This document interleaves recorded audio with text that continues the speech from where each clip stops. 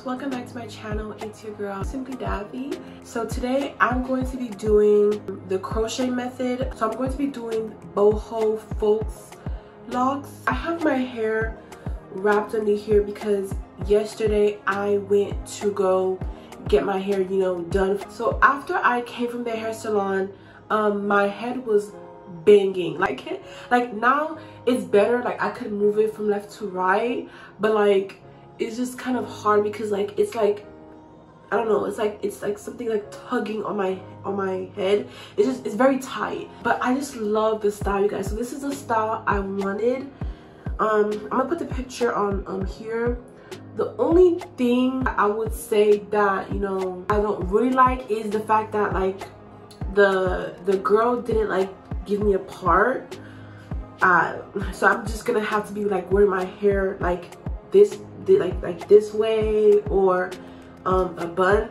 Yeah, so I had to go to get this done because if I did it myself, I would not have gotten this result. Like look how perfect, and like it looks exactly how I want it. So if I had done it myself, it would have like looked like this. Okay, so okay, I almost showed you guys my address. Okay, so this is the package it came in. So this is how it looks. So this is the package right here. YWIGS, your hair, your way. One day I was watching a video of a girl doing the boho locks, and the hair was just so pretty. So I just had to go on that website that she had in the description, basically where she got the hair from.